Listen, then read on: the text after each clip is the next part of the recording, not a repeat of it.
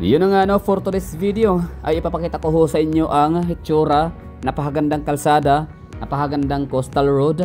I mean, napakagandang window view ng bus na ating sinakyan dito sa may municipality of Santa Margarita and Calbayog City. Bali, ang ganda lang kasi ng ng tanawin dito, kumbaga tiyempo no, na maganda ang klima, maganda ang panahon. Kaya ganyan ang nakikita ho natin na kaulapan, napahanga na ng ambience no. So tama na yung init, hindi masakit sa balat, tsaka napaka-presko ng hangin. O nga pala, itong dinaanan natin na to ay ito yung National Highway. Madadaanan natin to kapag tayo aalis or babiyahe from Davao to Manila and vice versa via bus or by land. Ibig ko sabihin, kapag gusto nyong mag-travel, magbabas man kayo or meron kayong sariling service or sasakyan from Manila to Davao or Luzon to Mindanao, itong area na to dito ay madadaanan ho talaga.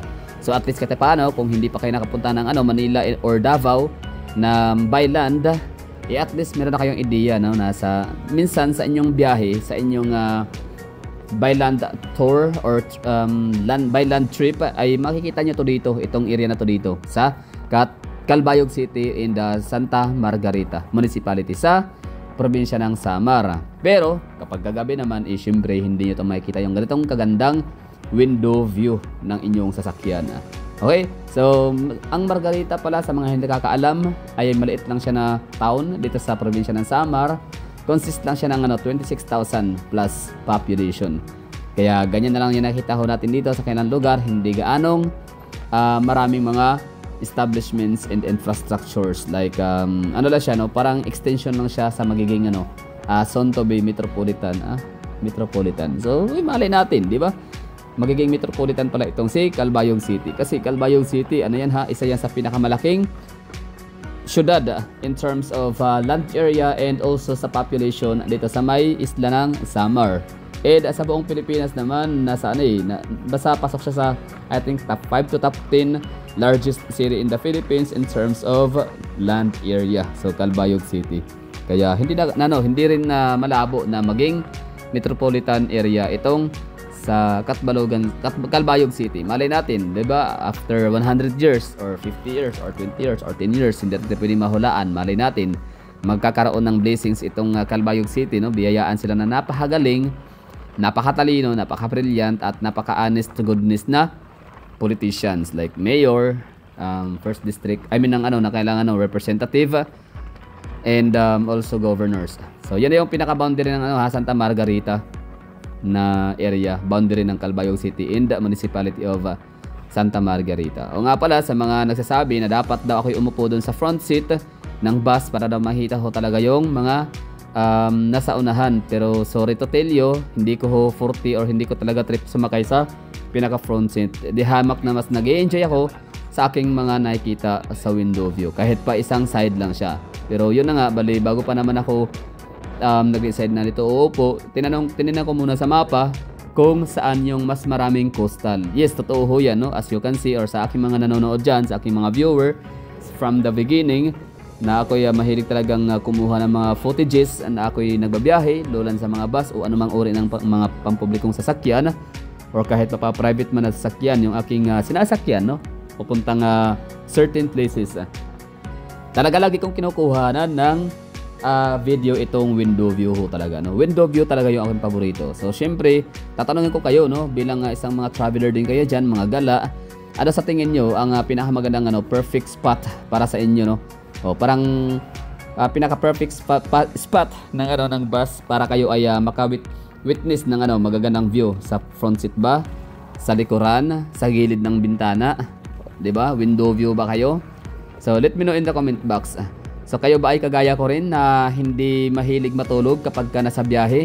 Totoo yan, seryoso, hindi ako natutulog kasi hindi ko kasi alam na magkakaroon pa ko ng very chance for the second time around to third time around na makapagbiyahe ulit sa isang probinsya, sa isang lugar.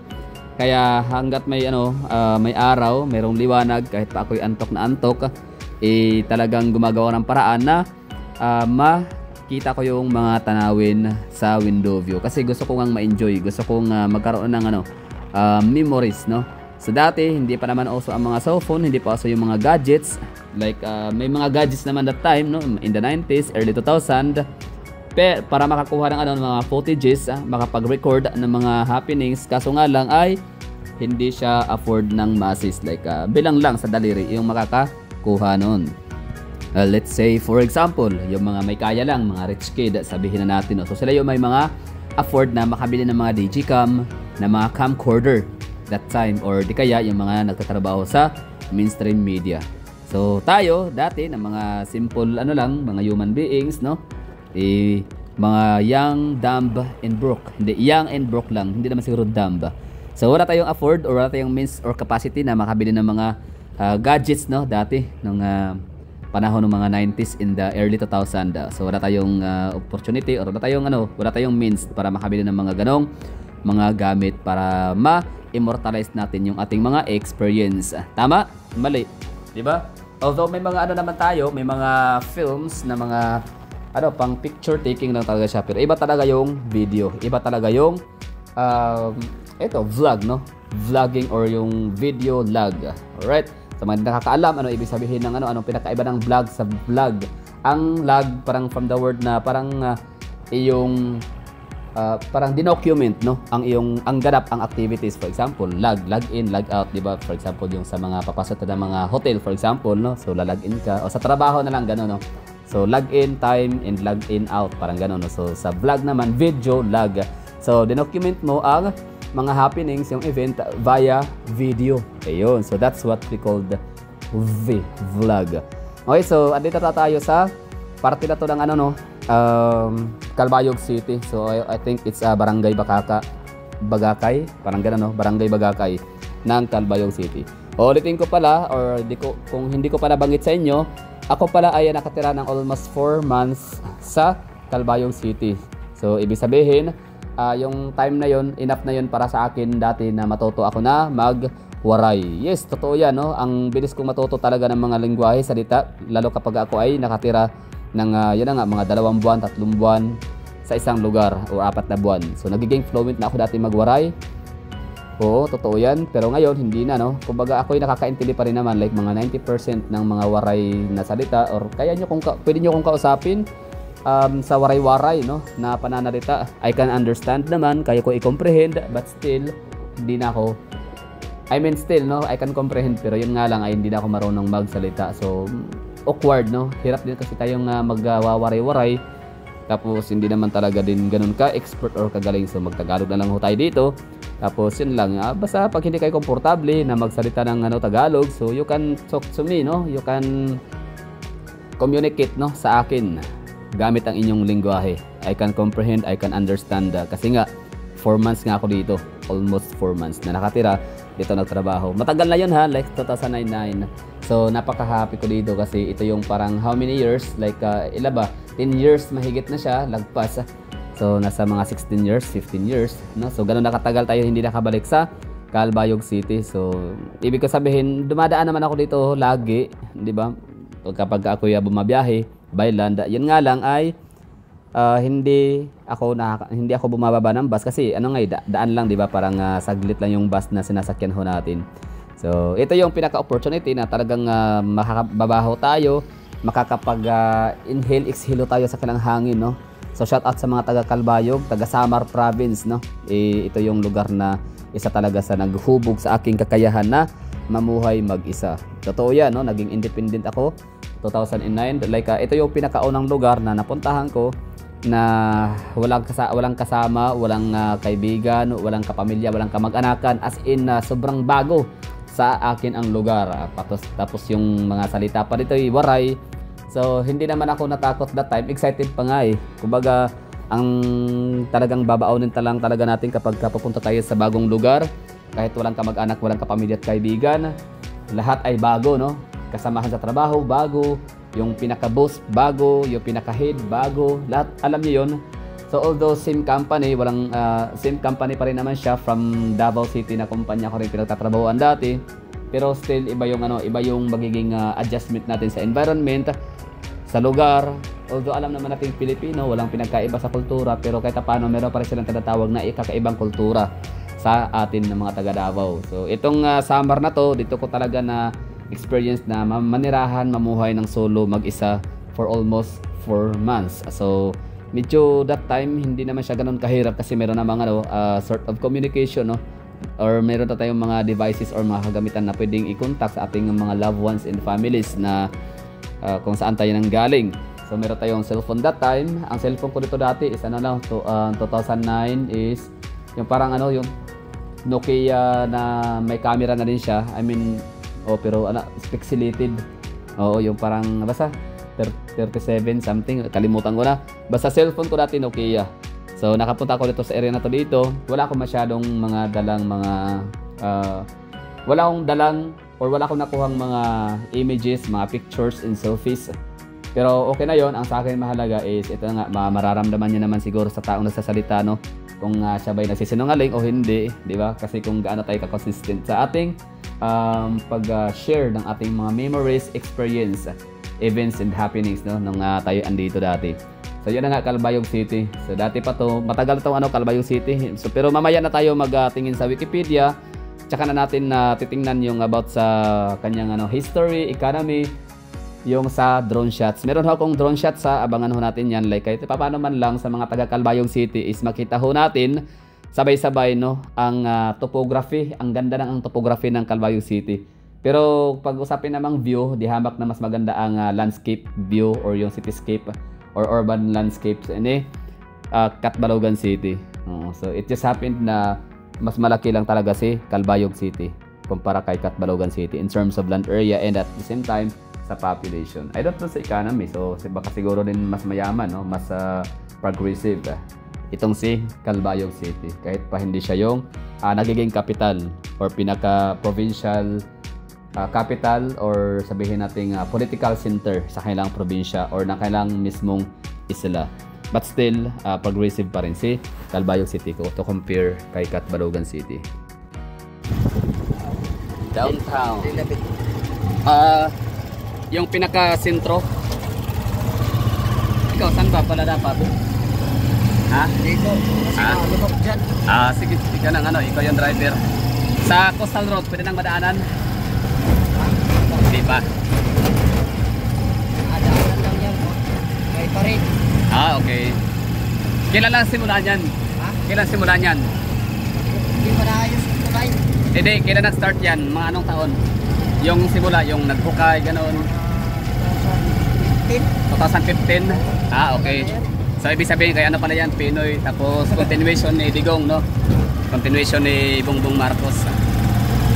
So, yung pinag-usapan ho natin dyan is tungkol sa Coastal Road. Itong nakita ho natin sa ating camera, sa ating drone camera. Kasi dati, nung ako yan dito 2009, wala pa namang ganyan. Walang ganyang development sa Calbayog City. In fact, itong yung area na yung may mga green. Dating pag hindi ako nagkakamali, if I'm not mistaken, yan ay mga bahay-bahay, slums area or yung mga informal settlers kung tawagin. Pero ngayon, kulay green na yung yung area na yan dyan. Tapos meron na siyang coastal road, no, just like sa Davao City and sa Sorsogon. Meron ng kalsada, no. So ang galing, congratulations Calbayog City dahil nagkaroon kayo ng ganitong proyekto ho dito. So hindi ko alam kung isa ba to sa flagship project ni dating Pangulong Rodrigo Duterte, kaya tinanong ko yung yung tricycle driver kung kailan ito nagsisimula, like yung groundbreaking, ganon.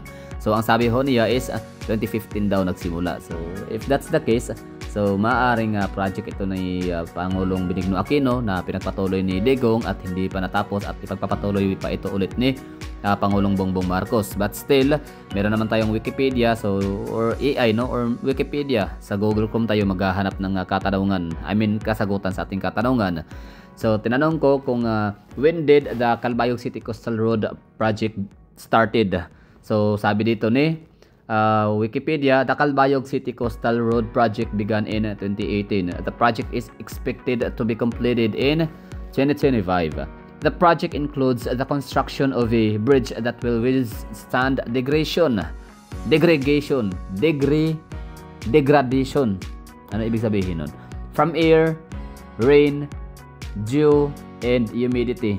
So ibig sabihin, kaya niyang labanan, no, yung mga challenges na yon. Oo, kaya niyang i-withstand ang degradation from air, okay, sa ulan, dew, and humidity. Okay, more information about the Calbayog City Coastal Road Project. The Department of Public Works and Highways is responsible for the project. Okay, the project includes the construction of a 4-lane bridge, a 90-meter bridge, a weathered steel bridge, and steel arc. Okay, no? So, ibig sabihin, ito ay proyekto ni dating Pangulong Rodrigo Duterte kasi ito ay nagsisimula noong 2018. So, congratulations sa mga taga Samar Province, lalo na sa mga taga Calbayog City kasi kahit paano ay nagkaroon na naambunan kayo, no, ng build project ni Pangulong Duterte. And of course, ito ay naisabatas na talaga to, meron tong budget panigurado kasi malaki na yung yung portion, no.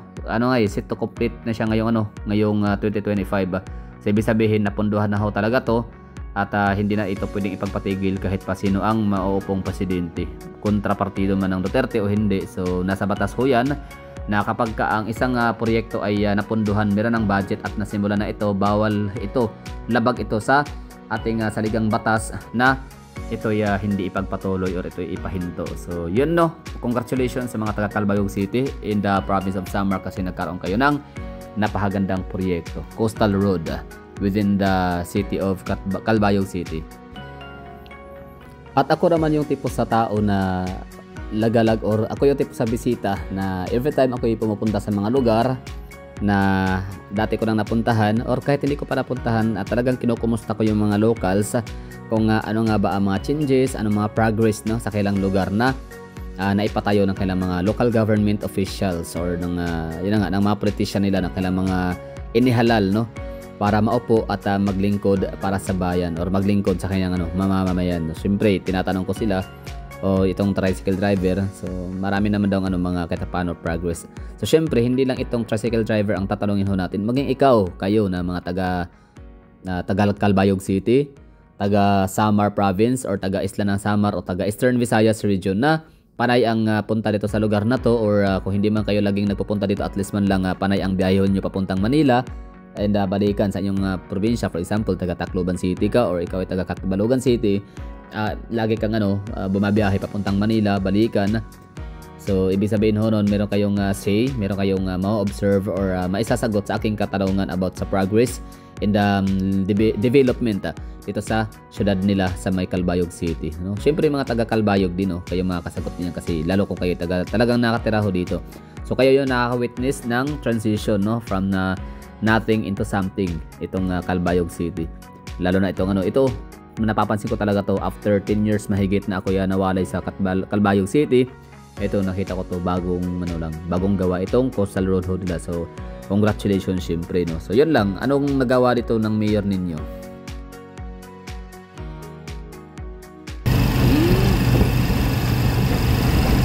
May dumaan na. Hindi naman nakakatawid dyan.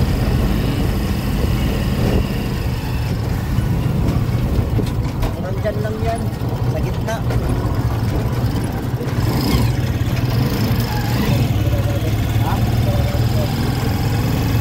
Hindi pa yan napuspon. Hindi pa nakakadaan.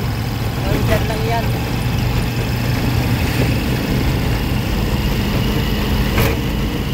Yung mga sinaayos yung tulay.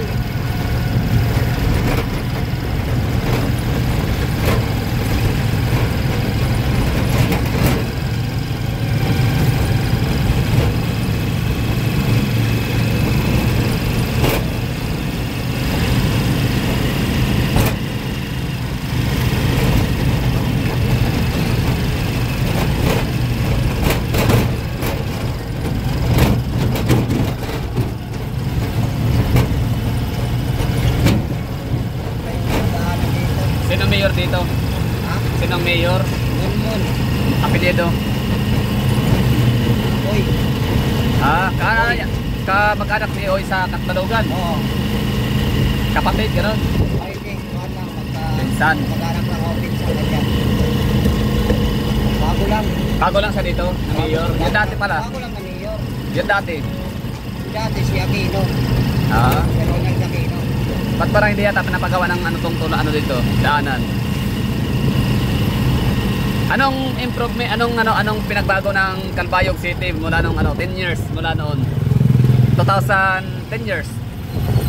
2015 ngayon, 10 years. Anong may pinagbago ba? May improvement? May mga shopping mall?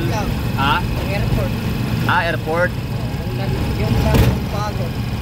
Kay ano yan? Kay Digong kasi yan eh. Oo. Yung gawa ni ng mayor dito, yung napagawa lang ng project sa Calbayog. Wala pa sa. Wala pa, like walang mga ayun, terminal, bus. Terminal. Oh, wala yun dati, di ba? Housing, relocation, wala pa. Puro lang dito ko ang negosyo. Puro lang Ria Homes nilalagay. May mga shopping mall na ba rito? Meron. Anong shopping mall? Anong mall? Gianip. Ano pa? Pure Gold. Ano pa? Yung Paisano. Okay. Yung Metro. Tsaka Metro. May mga sinihan yan. Oh. Wala. Okay. So saan kaya pwedeng makakain ng dito, no? Preskong isda, no? Preskong isda. Wala Oo. na kayong mga preskong isda dito. Yung yung mga karinderya, bagong luto, bagong huli kanina. Sinabawang isda, ganun. Kasi malapit sa dagat, dapat may isda talaga, di ba? Oo.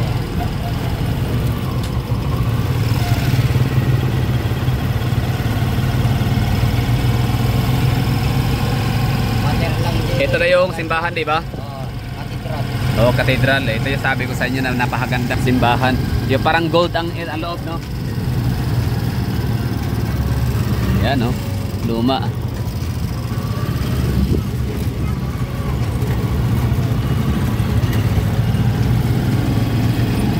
So, harap na ng City Hall. St. Peter and Paul Cathedral, Diocese. Okay. So, ano kaya mga restaurant dito, no? Pwede makainan, no? Yun na nga, seafood sana talaga ba? Tuna. Wala dito. Sino kasi alam dito yung iba? Sige. So, saan yung mall na sinasabi nyo? Sige, doon na lang siguro. Anong pinakamalaging mall dito? Yung Paisano lang. Sige, doon lang guys, ano? Malapit, malayo. Diyan na. Sige, yan na lang guys, ano? Wala lang kasi dito na piloto na ganyan. Puro lang nasa mga tracking, nasa labas. Wala na dito sa loob. Ayan o guys, ano, Grand. Tapos pwede namang sumakay ng tricycle mula rito papuntang Kapuukan, no? Oo. Hindi naman tayo pupunta doon. Oo, pero kain muna siguro. Yan na yung park. Ayun, park. Daguman.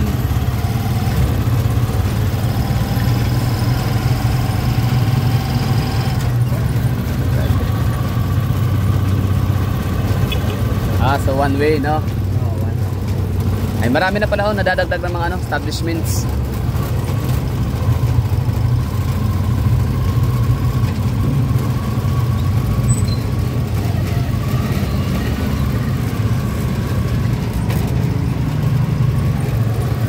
Inasal. Dagdag to. Hindi sanan lang guys, ano, baka may ano dyan.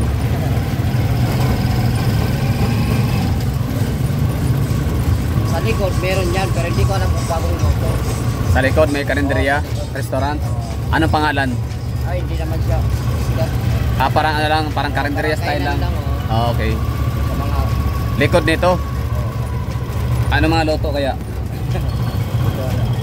Ano yan, palengke ba sa likod niyan? Oh, ano meron dyan? Ba't may tulay?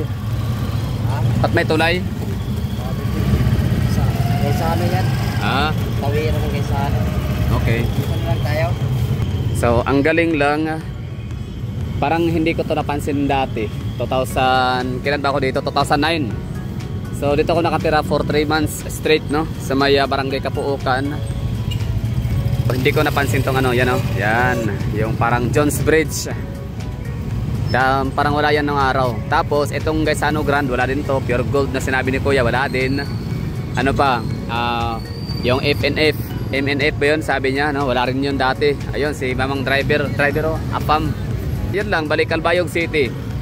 Ako nakapunta na dito, nakatira ng 3 months, 2009. So far, masasabi ko na may changes, may pinagbago. May improvement sa lugar. Mas dumami yung mga commercial establishment. So ibig sabihin, tumataas yung kailang economy, no? Improving. Okay, thank you for watching. So yun ang mga taga Calbayog City, mga sangkay ko ng mga waray-waray. Please let me know in the comment box kung itong kinatatayuan balat, ito bang kinatatayuan itong Gaisano Grand Mall ninyo dito sa Calbayog City, ay ito ba yung dating lugar kung saan matatagpuan ang Calbayog City Public Market? Kasi pagkakaalala ko, parang from public market kasi umuwi ako dati ng Kapuukan, Barangay Kapuukan, kasi andun yung aking boarding house. Bali, dadadaanan ko pala itong tulay na to dito, yung parang Lakas Maka Jones Bridge na tulay, di ba? Parang Lakas Maka Luma ng kanyang setup, ng kanyang itsura. So di ako sure mga kagalang mga taga Calbayog City.